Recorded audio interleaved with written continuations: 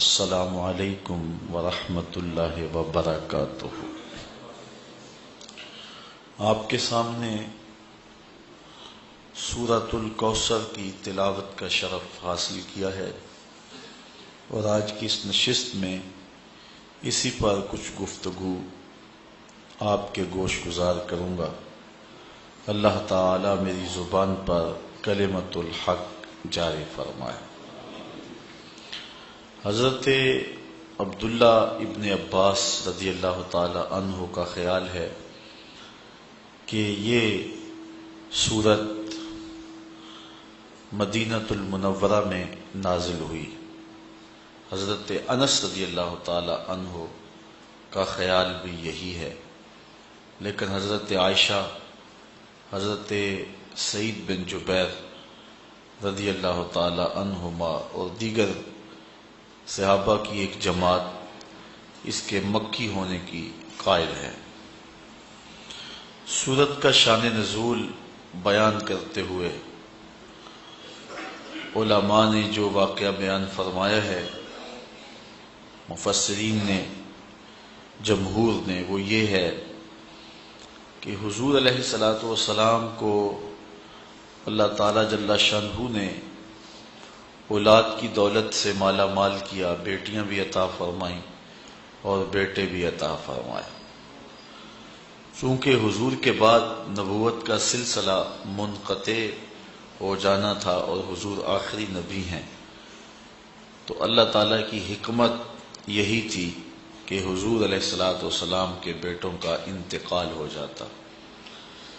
تو حضرت قاسم حضور کے فرزند کا انتقال ہوا، اس کے بعد حضور کے بیٹے حضرت عبداللہ کا انتقال ہوا۔ حضرت طیب اور طاہر یہ حضرت عبداللہ ہی کے لیے آپ کے القابات بولے جاتے ہیں۔ تیسرے فرزند حضور کے حضرت ابراہیم علیہ السلام ہیں۔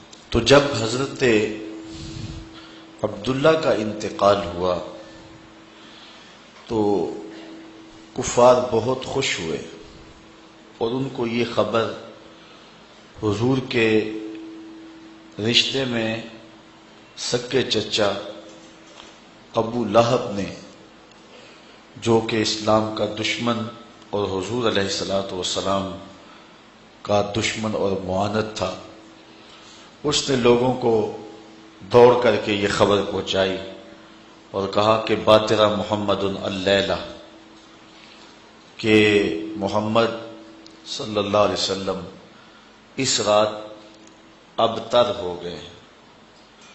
ابتر عربی میں اس شخص کو کہتے ہیں جس کی اولاد نرینہ باقی نہ رہے۔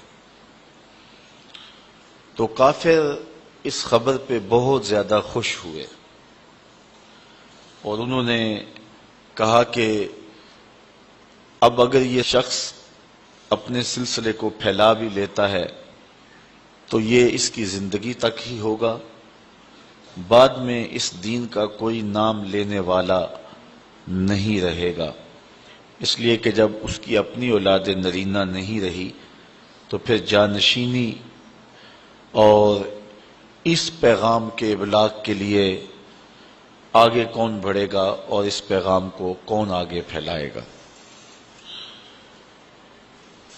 اور ایک روایت میں آس بن وائل، یہ وہ بدبخت شخص ہے کہ جس نے حضور علیہ الصلوۃ والسلام کو یہ طعنہ دیا کہ آپ ابتر ہیں، تو اس پر یہ سورت، اسے سورۃ الکوثر کہا جاتا ہے اور اس کے اور بھی متعدد نام ہیں، نازل ہوئی۔ حضور علیہ الصلوۃ والسلام کا دل دکھا اور آقا کریم علیہ الصلوۃ والسلام کافروں کے ان طعنوں سے اور ان باتوں سے کافی پریشان ہوئے، چونکہ اولاد کا چلے جانا انسان کے لیے کافی تکلیف کا باعث ہوتا ہے، بالخصوص اولاد نرینہ کا انسان سے جدا ہو جانا۔ تو ایک دکھ حضور کے دل پر یہ تھا، دوسرا اس موقع پر اخلاقی حدوں کو پھلانگ کر کے انہوں نے تانا زنی کا آغاز کیا اور حضور علیہ الصلوۃ والسلام کو ذہنی اور قلبی تکلیف پہنچائی۔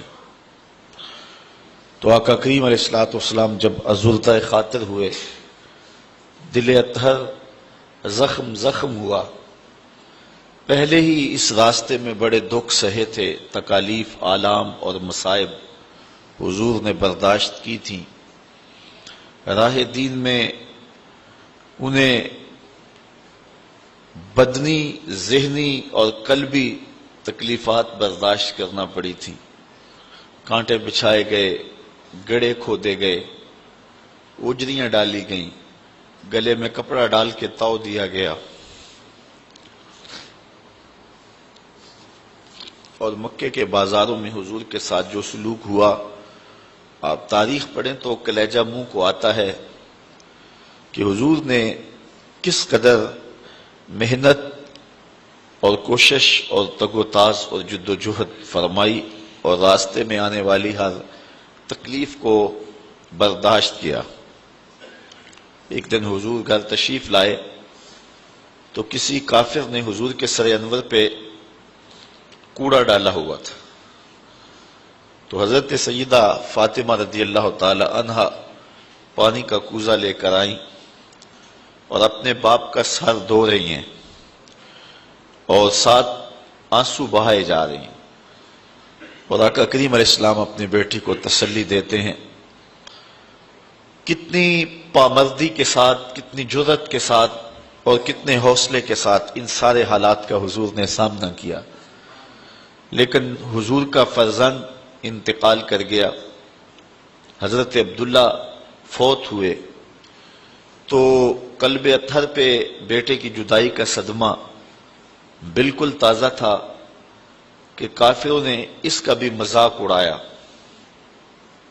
جبکہ ہمارے اس گئے گزرے معاشرے میں بھی دشمن کے ہاں کوئی ایسا واقعہ ہو جائے تو لوگ اپنی زبان بند کر لیتے ہیں، کہتے ہیں یہ 4 دن صدبے کے ہیں، یہ کاٹ لے پھر دشمنی کریں گے، لیکن وہ اسلام کے کتنے سخت معاندین تھے کہ جنہوں نے اس موقع پر بھی تان و تشنیع کے تیروں کا رخ نہ موڑا اور حضور کو تکلیف پہنچائی، اور اس بات پر بھی ابتر ہونے کا تانا دیا۔ تو دل دکھا نہ جب حضور کا، تو جبریل امین وحی لے کر کے آئے، اور یہ سورت جسے سورت الکوثر کے نام سے آپ جانتے ہیں، یہ حضور کے قلب اطہر پہ نازل ہوئی۔ ارشاد ہوا انا آتیناک الکوثر، محبوب ہم نے آپ کو کوثر عطا کیا۔ اپنے محبوب کے قلب اطہر کو تسلی دی، ہم نے آپ کو کوثر عطا کیا۔ کوثر کے بہت سارے معنی ہیں، ان میں سے ایک معنی اولاد کثیر بھی ہے۔ یہ کہتے ہیں کہ آپ ابتر ہو گئے، اب آپ کا کوئی نام نہیں لے گا، لیکن محبوب میں خدا ہو کے وعدہ کرتا ہوں زمانے پہ نام باقی رہے گا تو میرے محمد کا ہی رہے گا۔ فَصَلِّ لِرَبِّكَ وَانْحَرْ، اپنے رب کے لیے آپ نماز پڑھیے اور قربانی کیجیے۔ اِنَّ شَانِئَكَ هُوَ الْأَبْتَرُ، بے شک آپ کا جو مبغض ہے، دشمن ہے، معاند ہے، عاص بن وائل کی اولاد تلاش کرنے نکل جائیں تو آپ کو عاص بن وائل کی اولاد نہیں ملے گی۔ گو حضور علیہ الصلوۃ والسلام کے بیٹے اولاد نرینہ حضور کی حیات ظاہریہ میں ہی انتقال کر گئے، لیکن حضور کی نسل حضور کی بیٹی کی طرف چلی۔ اب کائنات کا کوئی گوشہ ایسا نہیں جہاں میرے محمد کے بیٹے نہ پائے جا رہے ہوں، حضور کی اولاد کثرت کے ساتھ موجود نہ ہو۔ کربلا میں خاندان نبوت کو کاٹ کے رکھ دیا گیا اور صرف امام زین العابدین بچے، لیکن اس کے باوجود کائنات کے کسی گوشے میں چلے جائیں آپ کو سادات ملیں گے، حضور کی اولاد ملے گی۔ یہ ہے حضور کی نسبی اولاد، اور جو حضور کی مانوی اولاد ہے وہ ساری امت ہے۔ اور حضور نے فرمایا انما انا لکم مثل الوالد، میں تمہارے لیے باپ کی جگہ پہ ہوں۔ تو پوری امت مسلمہ حضور علیہ الصلوۃ والسلام کی مانوی اولاد ہے، آقا کریم ان کے روحانی باپ ہیں اور وہ حضور کے روحانی بیٹے ہیں۔ تو کائنات کا کوئی بھی گوشہ ہو، کوئی پستی ہو، کوئی بلندی ہو، کوئی ملک ہو، کوئی دیس ہو، کوئی جزیرہ ہو، آپ جہاں بھی پہنچیں گے تمہیں حضور علیہ السلام کے کلمے کی صدا ضرور آئے گی۔ تو یہ ہے حضور علیہ السلام کے نام کی بقا اور حضور کے ذکر کا باقی رہنا جو میرے رب نے وعدہ کیا تھا۔ دشمن مٹ گیا رب کے وعدے کے مطابق، اور محبوب کا نام باقی رہا۔ یہاں ایک سوال ہے کہ اللہ کہے کہ محبوب تیرا دشمن ابتر ہے، آس بن وائل کے 4 بیٹے زندہ رہے، تو جو بات ہمارا رب کہے گا وہ تقدیر کا فیصلہ ہوگا، تو اس کے 4 بیٹے مر جانے چاہیے تھے، لیکن وہ 4 زندہ رہے، تو پھر یہاں اس آیت کا مفہوم کیا ہوگا؟ تو علماء بیان فرماتے ہیں کہ وہ 4 بیٹے آس بن وائل کے مسلمان ہو گئے، بیٹے اس کے تھے اور کلمے میرے رسول کے پڑھتے تھے، تو زمانے کو بتایا کہ ابتر کون ہے؟ تیرے بیٹے بھی جب میرا نام لے رہے ہیں، تیرے بیٹے بھی میرے قصیدے جب پڑھ رہے ہیں، تو بتا پھر ابتر کون ہوا؟ تیرا نام باقی نہیں ہے، اور مصطفیٰ کریم علیہ السلام کا نام آج بھی باقی ہے۔ اور اس دور میں بھی ابو جہل کا بیٹا اکرمہ اسلام کی دولت سے مالا مال ہوتا ہے اور اسی راہ میں اپنی جان قربان کرتا ہے۔ اس طرح باقی جتنے بھی بڑے بڑے کفار تھے، ان کے سارے بیٹے، ساری اولادیں حضور علیہ السلام کی غلامی میں آ گئیں اور حضور علیہ السلام کے حلقہ ارادت میں شامل ہو گئیں۔ فتح مکہ کے دن 10,000 صحابہ کے ساتھ حضور مکے میں داخل ہوئے، تو ان لوگوں نے حضور علیہ السلام کے سامنے پیش ہو کے معذرت کی، اپنے دروازے کھول دیے، حضور کا استقبال کیا، اور پھر پوری کائنات پر حضور علیہ السلام کی عظمت کا ڈنکا بجنے لگا، اور آقا کریم علیہ السلام کہ دین کا غلبہ اس انداز میں اور اس صورت میں ہوا کہ ایک شخص بھی مکے کے اندر اب کافر موجود نہیں ہے، اور حضور علیہ السلام کی زندگی اور حیات ظاہریہ کے اندر ہی تمام کا تمام مکہ جو ہے وہ اہل ایمان سے بھر گیا تھا۔ تو یہ حضور علیہ السلام کی عظمت ہے جس کا بیان ہے۔ اب تھوڑی سی گفتگو اس سورت پر آپ کے گوش گزار کرنا چاہوں گا۔ اللہ تعالیٰ جل شانہ نے ارشاد فرمایا اِنَّا آتَيْنَاكَ الْكَوْثَرَ، بے شک ہم نے آپ کو کوثر عطا کیا۔ یہاں اتینا کے لفظ نہیں ہے، آتینا کے، یعنی اتینا اگر ہوتا تو اس کا معنی ہوتا ہم نے آپ کو کوثر دیا، اور جو چیز دی جائے وہ واپس بھی لے لی جاتی ہے، لازمی نہیں ہے کہ وہ واپس نہ لی جائے، واپس لینا چاہے دینے والا تو وہ لے بھی سکتا ہے، یہ ہے کسی چیز کا دینا، اور یہ اتینا نہیں آتینا ہے، تو اس کا معنی جو ہے عطا کرنا، یعنی یہاں یہ معنی نہیں ہے کہ ہم نے کوثر دیا، بلکہ کوثر دیا اس معنی میں ہے کہ ہم نے آپ کو کوثر دے دیا۔ تو جو چیز دی جائے وہ قابل واپسی بھی ہوتی ہے، اور جو دے دی جائے تو اس فرق کو آپ سمجھتے ہیں کہ پھر وہ واپس نہیں لی جاتی۔ تو اللہ تعالیٰ جل شانہ نے اپنے محبوب کو فرمایا کہ اے محبوب، ہم نے تمہیں کوثر دے دیا، ہم نے تمہیں خیر کثیر عطا کر دیا، دے دیا۔ تو اللہ تعالیٰ جل شانہ کی یہ عطا خاص ہے جو محبوب علیہ السلام کو عطا کی گئی۔ دوسرا لفظ ہے کوثر۔ کوثر ہر کثرت کو کہتے ہیں،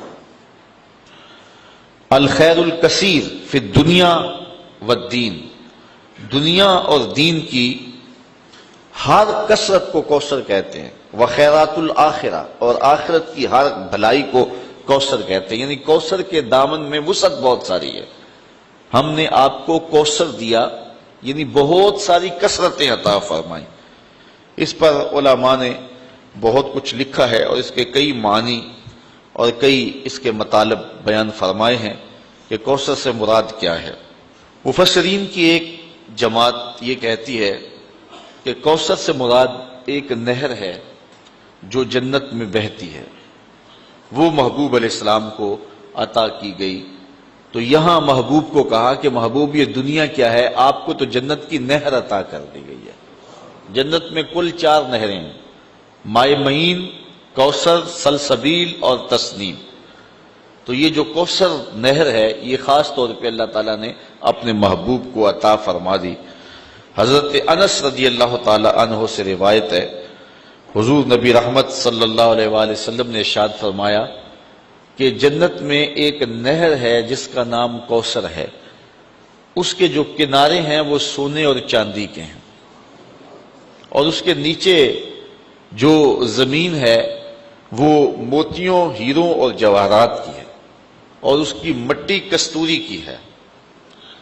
اور حضور نے یہ بھی ارشاد فرمایا کہ اس کا جو پانی ہے وہ دودھ سے زیادہ سفید ہے، شہد سے زیادہ میٹھا ہے، اور برف سے زیادہ شفاف اور ٹھنڈا ہے، اور اس میں بختی اونٹوں کی گردنوں کے برابر گردنیں رکھنے والے جانور ہیں جو اس نہر کے اندر جو ہیں وہ تیرتے ہیں۔ ایک روایت میں ہے حضرت عمر رضی اللہ تعالی عنہ نے جب حضور سے اس کوثر کا تذکرہ سنا جس کے بارے میں حضور نے فرمایا کہ یہ خاص نہر اللہ نے مجھے عطا کی ہے، تو حضور نے فرمایا اس کا پانی شہد سے زیادہ میٹھا ہے، برف سے زیادہ ٹھنڈا ہے، اور دودھ سے زیادہ سفید ہے، اور اس کی تہ میں کستوری بچھی ہوئی ہے، اس کے سونے اور چاندی کے کنارے ہیں، اور اس میں بختی اونٹوں کی گردنوں کے برابر جانور ہیں۔ تو حضرت عمر رضی اللہ تعالیٰ عنہ نے عرض کی حضور پھر تو جب انہیں دیکھیں گے تو لطف ہی آ جائے گا، تو حضور علیہ السلام نے فرمایا اے عمر جب ان کو کھاؤ گے تو لطف اور زیادہ آئے گا۔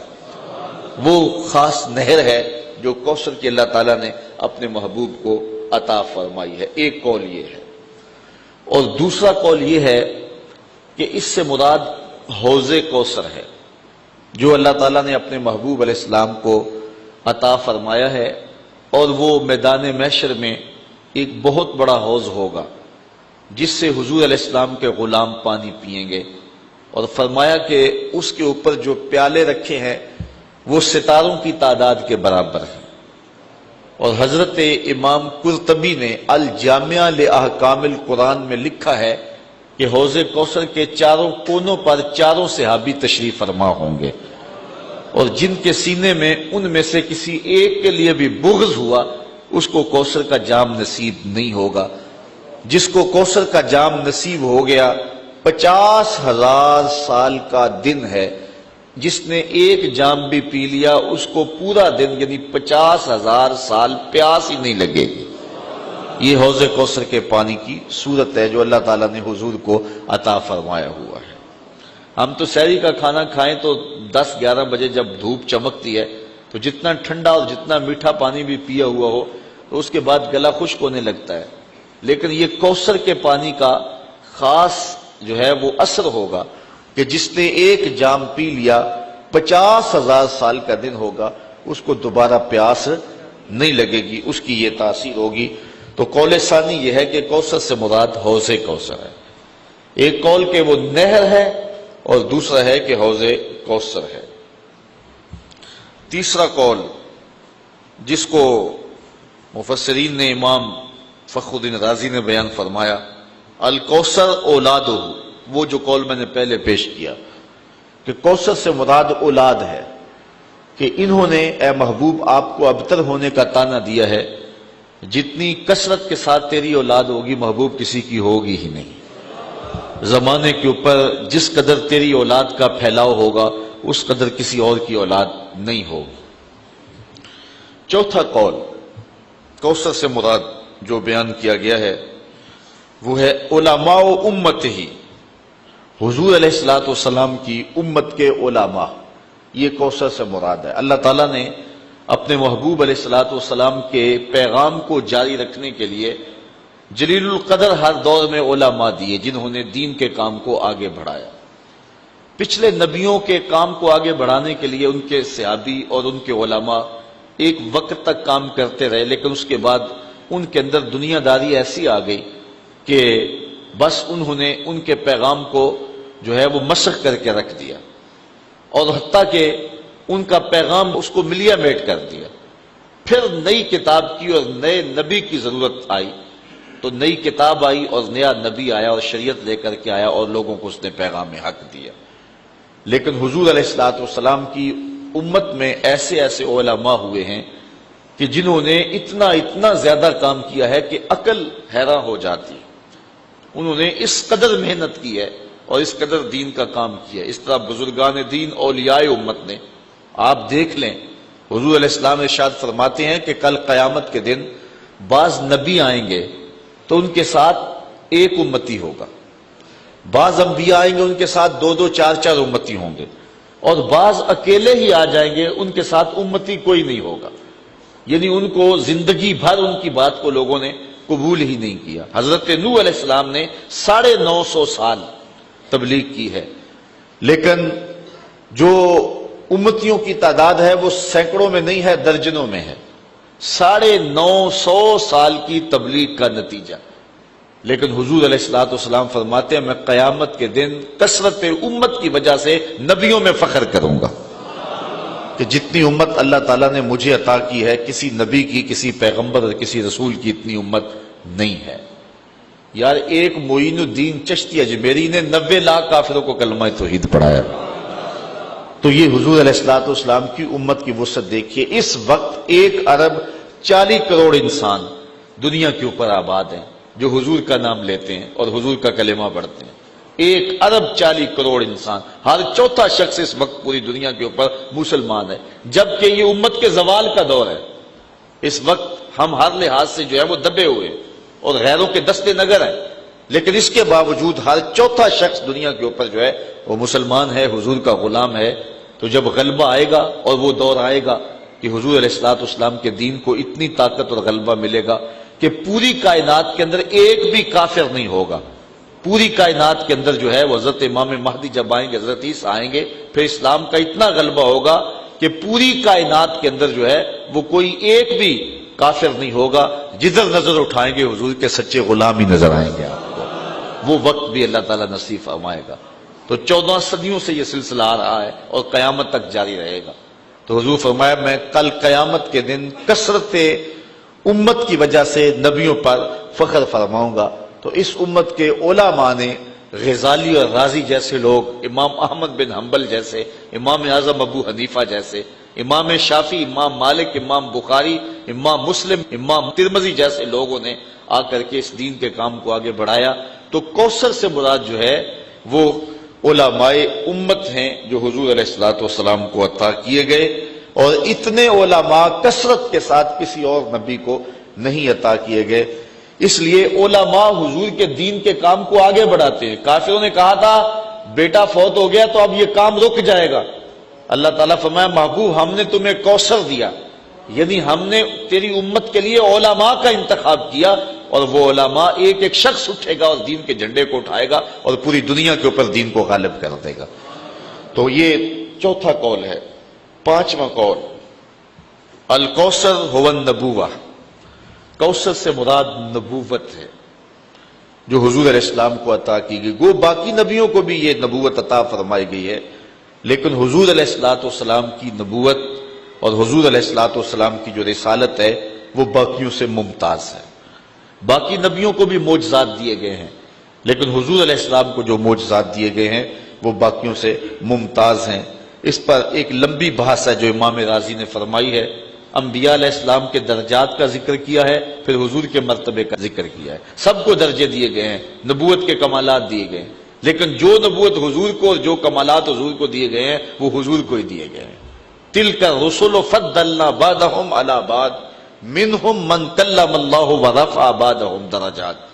اللہ تعالیٰ ارشاد فرماتا ہے یہ رسول ہیں جن کو ہم نے ایک دوسروں پر فضیلت دی ہوئی ہے.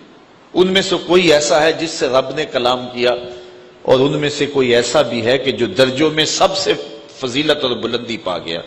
اور اس سے مراد میرے اور آپ کے آقا و مولا حضور نبی رحمت صلی اللہ علیہ وآلہ وسلم ہے. حضور وہاں تک گئے اور وہ بلندیاں حضور کو نصیب ہوئیں جو کسی اور کا مقسوم نہیں ہے. کوئی فلک تے رہ یار گیا، کوئی جا سدرا تے ہار گیا، ایک کالیاں زلفاں والا سی جڑا عرش تو بھی لنگ پار گیا. جو حضور کو کمالات دیے گئے ہیں، حضور کو جو رفتیں دی گئی ہیں، وہ کسی اور کو نصیب نہیں ہوئی. تو یہاں سے نبوت مراد ہے، اور پھر حضور کو وہ جو کمالات دیے گئے ہیں نبوت کے، وہ حضور علیہ السلام کے علاوہ کسی اور کو نصیب نہیں ہوئے۔ چھٹا قول جو امام فخر الدین رازی نے بیان کیا ہے، وہ فرماتے ہیں الکوثر هو القرآن، کوثر سے مراد قرآن ہے، اور قرآن کی فضیلت حصر اور شمار میں نہیں آتی۔ یعنی اللہ تعالیٰ نے اپنے محبوب کو جو خیر کثیر عطا فرمائی ان میں سے ایک چیز جو ہے وہ قرآن ہے، اور قرآن کے فضائل اتنے ہیں کہ جن کو آپ شمار میں نہیں لا سکتے۔ باقی نبیوں کو بھی معجزات دیے گئے ہیں، لیکن ان کے معجزات ان کے ساتھ ہی چلے گئے، جب وہ اس دنیا سے گئے تو معجزات بھی ساتھ لے گئے۔ اور حضور کا سب سے بڑا معجزہ قرآن ہے۔ حضور 14 صدیاں بیت گئیں اس دنیا سے پردہ فرما گئے ہوئے ہیں، لیکن حضور کا زندہ معجزہ آج بھی ہمارے پاس اصلی حالت میں موجود ہے، اور آج بھی ہم سر پہ اٹھا کے سینے پہ لگا کے اپنے پیغمبر کی صداقت کی گواہی دے سکتے ہیں۔ ساتواں قول حضرت امام رازی نے یہ بیان کیا الکوثر الاسلام، کوثر سے مراد جو ہے وہ اسلام ہے، اس لیے کہ دنیا اور آخرت کی بھلائیاں اسلام سے حاصل ہوتی ہیں۔ اسلام نہیں ہے تو دنیا کے اندر بھی خیر نہیں ملتا اور آخرت میں بھی بھلائی نصیب نہیں ہوتی۔ تو اللہ تعالیٰ نے اپنے محبوب کو جو فرمایا کہ ہم نے تمہیں کوثر عطا کیا، تو اس کا مطلب ہے ہم نے آپ کو خیر کثیر عطا فرمایا۔ آٹھواں قول الکوثر کثرت الاتباع والاشیاء، یہ وہی بات ہے جو علماء کے زمرے میں آپ کی گوش گزار کر دی کہ حضور کے ماننے والوں کی کثرت ہے، یعنی باقی لوگوں کو یہ کثرت نہیں دی گئی جو حضور کو دی گئی ہے۔ میں نے حضرت نوح علیہ السلام کا ذکر کیا ہے کہ انہوں نے 950 سال تبلیغ فرمائی ہے، یہ ان کی عمر تبلیغ ہے، ویسے ان کی زندگی زیادہ ہے لیکن عمر تبلیغ 950 سال ہے، لیکن صرف درجنوں لوگ اسلام لائے۔ حضور کی کل ظاہری حیات 63 برس ہے، 40 سال تک اعلان نبوت ہی نہیں کیا، باقی 23 سال حضور نے کام کیا ہے۔ ان 23 سالوں کے اندر پہلے جو 13 سال مکی ہیں انتہائی کٹھن حالات میں گزرے۔ مدینے میں چلے گئے تو پہلے جنگوں میں الجھا دیا گیا، اس کے بعد کچھ سال موقع ملا ہے، چلو آپ پورے 23 سال شمار کر لیں۔ تو ان 23 سالوں کے اندر حجۃ الوداع کے موقع پہ جو لوگ حضور علیہ السلام کے سامنے کھڑے تھے، حج کرنے کے لیے آئے تھے، ان کی تعداد 1,44,000 تھی۔ یہ صرف 23 سال کا نتیجہ، جو گھروں میں ہے سارے حج پہ نہیں آئے۔ میں نے کہیں پڑھا ہے کہ اس وقت مسلمانوں کی کل تعداد جب حضور نے وصال کیا ہے 6.5 لاکھ کے قریب تھی۔ صرف 23 سالوں کے اندر اس کٹھن حالات میں مکے کے لوگ کتنے سخت تھے اور عرب کے لوگ کتنے کٹھن تھے، اور وہ اپنے ان پچھلے عقائد پر کتنی سختی سے ڈٹے اور جمے ہوئے تھے، ان سے جو ہے وہ اسلام کی طرف ان کو لانا یہ کتنا جان جوکھوں کا کام تھا، اور یہ صرف 23 سال کے اندر ہوا۔ کوئی جو ہے وہ سپورٹ نہیں تھی۔ اللہ تعالیٰ نے اپنے محبوب کو جو یتیم پیدا کیا ہے تو اس کی حکمتوں میں سے علماء نے یہ بیان کیا کہ کل کوئی یہ نہ کہے کہ انہیں خاندانی سپورٹ ہوئی اور مالی سپورٹ ہوئی تب یہ کام کر گئے، یہ دیکھو پیدا ہوتے باپ بھی نہیں ہے۔ پھر جو ہے وہ ماں انتقال کر گئی 6 سال کی عمر میں، پھر چچا نے جو ہے وہ ذمہ داری لی، لیکن جب نبوت کی ذمہ داریاں حضور کے کندھوں پہ آئیں اور حضور نے پیغام کا ابلاغ کرنا شروع کیا، تھوڑے دن ہوئے تو جو ہے وہ بھی انتقال کر گئے۔ آج کل تو تنظیمیں اور آج کل شخصیات کو جو ہے وہ ایجنسیاں آگے لاتی ہیں، سیاسی اور مذہبی تنظیمات کو وہ پروموٹ کرتی ہیں، لیکن مشکل کام ہوتا ہے کہ بغیر کسی کے سپورٹ کے آگے آنا۔ اب یہ دیکھو کار نبوت، حضور علیہ الصلوۃ والسلام کی ذمہ داری، اور آقا کریم علیہ الصلوۃ والسلام پیدا ہوئے باپ بھی نہیں ہے، ماں بھی انتقال کر گئی، چچا بھی انتقال کر گئے، خاندان والے خود مخالفت کر رہے ہیں، ابو لہب مقابلے میں کھڑا، سکا چچا لگتا ہے۔ اور پھر حضور اٹھ کر کے اس پیغام کو کس طرح غالب کر دیا، اور صرف 23 سالوں کے اندر 6.5 لاکھ کے قریب لوگوں کو اسلام کی طرف مائل کر دیا، اور لوگ پھر ایماندار کیسے پختہ ایماندار تھے، اللہ اکبر۔ اگر بلال کی کہانی پڑھو، ابو بکر عمر عثمان کی کہانی پڑھو، مولا کائنات کی کہانی پڑھو، حضرت سلمان فارسی کی کہانی پڑھو، حضرت ابو ذر غفاری کی کہانی پڑھو، تو آپ حیرت زدہ ہوں گے کہ یہ کیسے لوگ ہیں، کیسی جماعت تیار کی، کیسے لوگ تیار کیے۔ ان کے اندر محبت کے جذبے کتنے فراواں تھے، انفاق کے جذبے کتنے فراواں تھے، ان کے اندر اخلاقیات کتنی بلند تھی، جذبہ جہاد کتنا فراواں تھا۔ صرف 23 سالوں کے اندر ایک انقلاب بپا کر دیا۔ مورخ اسلام حفیظ جلندری کہتا ہے وہ کڑکا تھا ایک بجلی کا، یا کہ صوت ہادی، عرب کی زمین جس نے ساری ہلا دی۔ صرف 23 سالوں کے اندر وہ سال انقلاب بپا کیا کہ دنیا حیرت زدہ رہ گئی کہ یہ ہوا کیا. ایک عرب نے آدمی کا بول بالا کر دیا، خاک کے ذروں کو ہم دوش سریا کر دیا. تو یہ حضور کا کام تھا جو مختصر عرصے میں حضور نے کیا. تو کوثر سے مراد کثرت متبعین ہیں جو حضور علیہ الصلوۃ والسلام کی اتباع کرنے والے ہیں. 9واں قول علماء بیان فرماتے ہیں الفضائل الکثیر اللاتی فیہ، کہ حضور علیہ الصلوۃ والسلام کے کثرت کے ساتھ فضائل ہیں. ان میں سے ایک یہ کہ حضور کی امت جو ہے وہ تمام نبیوں کی امتوں سے افضل ہے، اور حضور تمام نبیوں سے افضل ہیں. اور حضور علیہ الصلوۃ والسلام کو اللہ تعالیٰ نے جو سب سے افضل کتاب ہے قرآن مجید وہ عطا فرمائی. یعنی حضور علیہ السلام کو ہر شے فضیلت والی عطا کی. کتاب دی تو وہ کتابوں سے افضل، امت دی تو وہ امتوں سے افضل. کوثر سے مراد ایک قول امام رازی یہ بیان کرتے ہیں الکوثر رفعت الذکر، کوثر سے مراد ذکر کی رفعت ہے. یعنی کائنات پہ جتنا ذکر میرے رسول کا ہوا کسی اور کا ہوا ہی نہیں ہے. اس وقت بھی آپ دیکھ لیں جاوا کے ساحل سے لے کر رباط کے کوچہ و بازار تک، شرق سے لے کر غرب تک، شمال سے لے کے جنوب تک، کائنات کا کوئی گوشہ ایسا نہیں ہے جس گوشے میں ہر وقت حضور علیہ الصلوۃ والسلام کا نام اذانوں میں گونج نہ رہا ہو. پوری کائنات کے اندر ایک لمحہ بھی ایسا نہیں ہوتا جب حضور علیہ الصلوۃ والسلام کے نام کی دہائی نہ دی جا رہی ہو اور اذان نہ پکاری جا رہی ہو.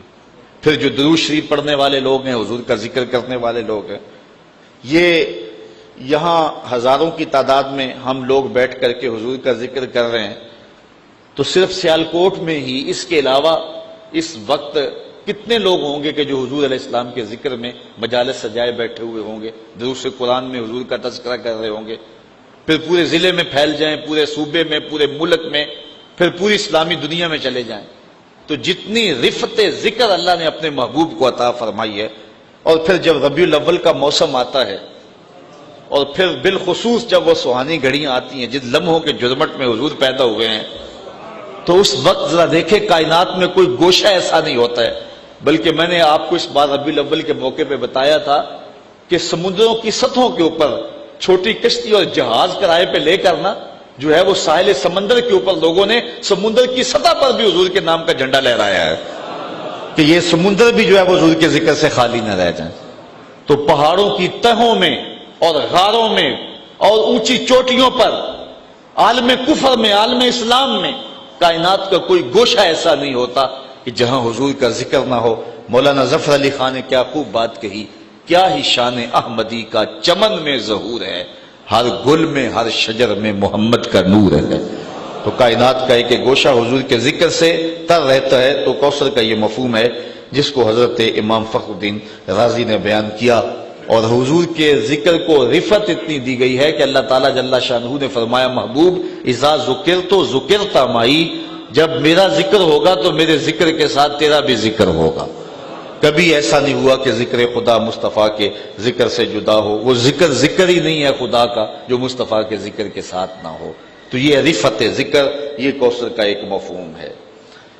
اچھا، اس کا ایک مفہوم امام رازی نے یہ بیان فرمایا، اس سے مراد علم ہے جو اللہ نے اپنے محبوب کو عطا کیا گیا.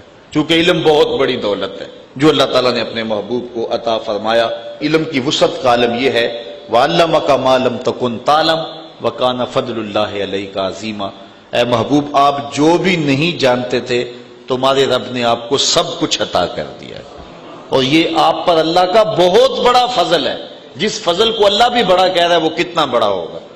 تو حضور علیہ السلام کو کائنات کی ہر چیز کا علم عطا فرما دیا گیا، اور کوئی چیز حضور کی نگاہوں سے مخفی نہیں رکھی گئی. بلکہ حضور علیہ السلام کو اتنا کچھ علم عطا کرنے کے بعد پھر مالک نے کہا قل رب زدنی علما، محبوب تو پھر میرے حضور دعا مانگا کر، مالک میرے علم میں اور برکت عطا فرما دے اور اضافہ کر دے.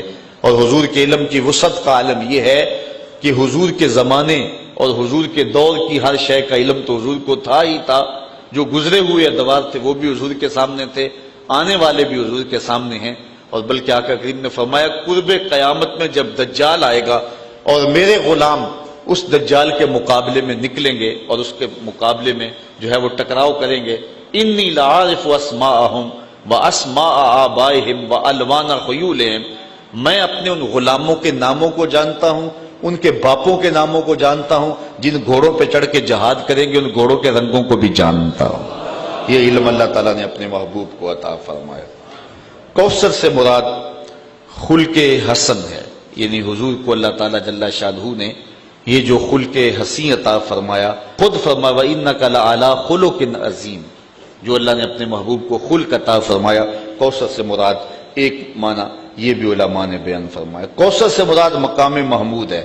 حضور کو جو اللہ تعالیٰ عطا فرمائے گا محبوب کریم کو، اور وہ شفاعت کا مقام بلند ہے. حضور کو مقام محمود پہ فائز المرام کیا جائے گا، اور آقا کریم جو ہے پھر جس کی چاہیں گے شفاعت کریں گے. وہ مخصوص لفظ ہیں جو حضور علیہ الصلوۃ والسلام کو دیے جائیں گے. اس وقت حضور ان لفظوں سے اللہ کی حمد بولیں گے. پھر اس کے بعد حضور شفاعت کے لیے جو ہے وہ دامن کرم پھیلائیں گے. اور حضور کو اللہ تعالیٰ نے یہ اختیار دیا ہے، کہا میرے اللہ نے مجھے اختیار دیا ہے، چاہے جو ہے وہ آدھی امت بغیر حساب کے بخشوا لوں اور چاہے حق شفاعت لے لوں.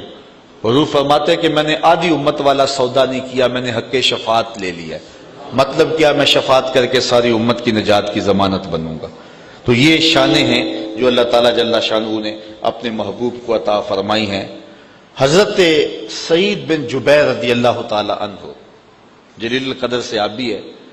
تو کسی نے کہا کہ کوثر سے مراد نہر ہے، کسی نے کہا حوض ہے، کسی نے کہا علم ہے، اور کسی نے کہا اس سے حضور کے اخلاق کریمہ ہیں، کسی نے کہا حضور علیہ الصلوۃ والسلام کے اخلاق حسنہ ہیں. مختلف اقوال جو آپ نے پڑھے اہل علم نے اس پہ دلائل بھی دیے. لیکن حضرت سعید بن جبیر فرماتے ہیں کہ حوض کوثر کو یا نہر کوثر کو کوثر سے مراد لینا، آپ فرماتے ہیں یہ ٹھیک نہیں ہے، بلکہ اللہ تعالیٰ نے اپنے محبوب علیہ السلام کو جو کوثر عطا فرمایا ہے اس میں سے ایک حوض کوثر بھی ہے اور ایک نہر کوثر بھی ہے. اور جو عطا فرمایا ہے وہ ان ساری چیزوں کو محیط ہے، اور یہ ساری چیزیں کثرت کے زمرے میں آتی ہیں. اللہ نے محبوب کو اتنا دیا ہے کہ کمی نہیں چھوڑی. تو آپ جو بھی تشریح کر لیں، یہ امام غازی نے کئی اقوال لکھے، ابھی میں نے آپ کے سامنے کچھ رکھے، اور بہت سارے اقوال ابھی آگے موجود بھی ہیں. تو بہت سارے اقوال علماء نے بیان کیے، اس پر سیر حاصل گفتگو کی، بہت کچھ کہا. لیکن صحابی رسول حضرت سعید بن جبیر رضی اللہ تعالیٰ عنہ نے کوثر کی تفسیر کرتے ہوئے جو بات فرمائی وہ کتنی جامع بات فرمائی. آپ فرمانے لگے جو بھی آپ کہہ لیں اس پر جو دلائل دے لیں. تو فرمایا کہ کوثر کی کثرت کے اندر یہ سب کچھ آ جاتا ہے، نہر بھی اس کے اندر آ جاتی ہے اور حوض کوثر بھی آ جاتا ہے. آپ جو بھی کہیں گے وہ کوثر کے اندر ہی ہوگا. یعنی اللہ تعالیٰ نے اپنے محبوب کو اتنا دیا ہے کہ کمی کسی چیز کی چھوڑی ہی نہیں ہے. یہ ہے کوثر کا مفہوم. اور یہ بیان کرنے کے بعد فرمایا کہ محبوب ہم نے تمہیں کوثر دیا، فصل لربک وانحر، تو آپ پھر اپنے رب کی نماز پڑھی. جب اتنی عطائیں ہوں تو پھر اس کے حضور سجدہ ریزی کیجیے. اس لیے جب اللہ کوئی نعمت عطا کرے، اس کی عطا ہو، تو فوراً شکرانے کے نوافل ادا کرنے کا حکم دیا ہے. تو اللہ تعالیٰ جل شانہ نے بھی اپنے محبوب کو ارشاد فرمایا فصل، تو آپ نماز ادا کیجیے، نماز پڑھیے، لربک، اپنے رب کے لیے، وانحر، اور قربانی دیجیے، جانور ذبح کیجیے، جو ہے وہ اونٹ ذبح کیجیے، راہ حق میں خیرات کیجیے. اسی طرح جب کسی کو بھی خوشی ملے، کوئی کثرت پائے، تو وہ نفل بھی پڑھے اور خیرات بھی کرے راہ خدا میں. یہ حکم اللہ تعالیٰ نے اپنے محبوب کو عطا فرمایا. باقی جب کسی کو کوئی نعمت ملے، کوئی کرم نوازی ہو، تو پھر حاسد بھی پیدا ہو جاتے ہیں. کوئی دولت مل جائے پھر بھی حاسد ہے، عزت مل جائے پھر بھی حاسد ہے، شہرت مل جائے پھر بھی حاسد ہے. تو یہ تو ایک فطری بات ہے. تو اللہ تعالیٰ نے محبوب کو اتنا کچھ عطا کیا، پھر حاسدین بھی تو اتنے ہوں گے. تو اللہ تعالیٰ نے محبوب کو پھر تسلی دی، ان شانئک ھو الابتر، محبوب اس کی فکر آپ نہ کریں، تیرے دشمن ابتر ہو جائیں گے. وہ جو کریں گے ان کے سارے منصوبے خاک میں مل جائیں گے، اور تیرا جھنڈا زمانے میں اونچا ہو جائے گا. اور کائنات میں جو عزتیں اور جو رفتیں میں تجھے عطا کی ہیں، ان کو تیری ذات سے کوئی چھین نہیں سکے گا. اور جو ہے وہ حاسد جو ہے وہ محسود کی نعمت کا زوال چاہتا ہے، یہ حاسد کا کام ہوتا ہے. اس لیے ان شانئک ھو الابتر، جو تیرا مبغض ہے، جو تیرا دشمن ہے، وہ تباہ و برباد ہو جائے گا، اور وہ کبھی بھی جو ہے وہ یہ دولت آپ سے نہیں چھین سکے گا. اور آپ کو جو عزتیں اور عطائیں ہم نے عطا کی ہیں ان کو جو ہے وہ کوئی بھی آپ سے نہیں لے سکے گا۔ تو واقعی ایسا ہوا کہ محبوب علیہ الصلوۃ والسلام کے جو دشمن تھے وہ ابتر ہو گئے، ذلیل و رسوا ہو گئے، زمانے کے اوپر ان کا نام و نشان بھی نہ رہا۔ لیکن محبوب علیہ السلام تو خیر محبوب رہے نا، حضور کا نام و نشان کیا کوئی مٹا سکتا ہے؟ اور حضور کا ذکر کون کوئی کم کر سکتا ہے؟ میرے محمد عربی کے بلال کا ذکر کوئی کم نہیں کر سکتا ہے۔ یہاں علامہ اقبال علیہ رحمہ کا لہجہ دیکھیے، کتنی خوبصورت بات کر گئے۔ اقبال یہ کس کے عشق کا فیض عام ہے، رومی فنا ہوا حبشی کو دوام ہے۔ اس وقت کا جو ہے وہ عظیم المرتبت شخص، اس دور کا سلطنت روم کا شہنشاہ، اس دور کی سپر پاور آپ کہہ لیں، اس دور کا اوباما کہہ لیں آپ، لیکن اس دور کے اوباما کا آج دنیا نام بھی نہیں جانتی کہ وہ رومی شہنشاہ کا نام کیا تھا۔ لیکن معاشرے میں جس کو سب سے کم تر اس زمانے میں سمجھتے تھے وہ غلام کو سمجھتے تھے۔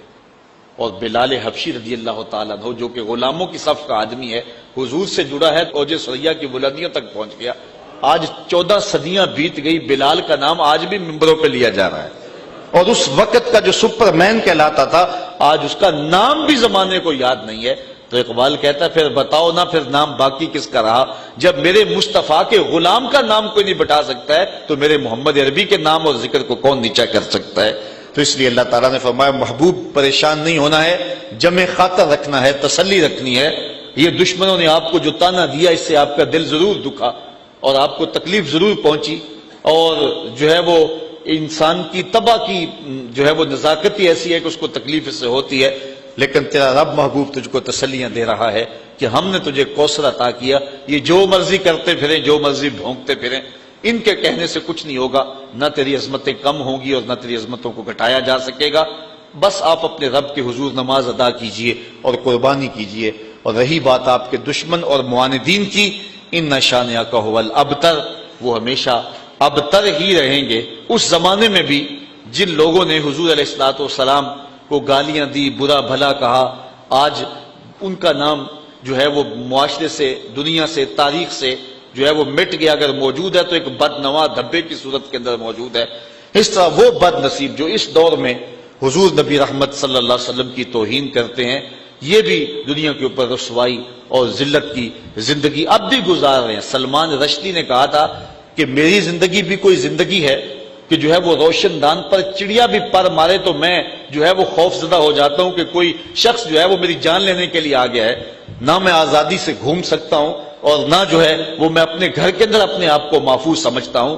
تو جس شخص نے جو حضور علیہ الصلوۃ والسلام کی توہین کی، اس کی زندگی تنگ کر دی گئی اور دنیا کے اوپر بھی رسوا کر دیا گیا۔ ابھی آخرت کی رسوائی باقی ہے۔ تو اس لیے حضور کے معاندین، حضور کے دشمن مٹا دیے جائیں گے، ان کا تشخص ختم کر دیا جائے گا۔ اور جہاں تک حضور کا نام ہے، اعلی حضرت کا یہ شعر کتنا آفاقی ہے۔ آپ فرماتے ہیں کہ رہے گا ان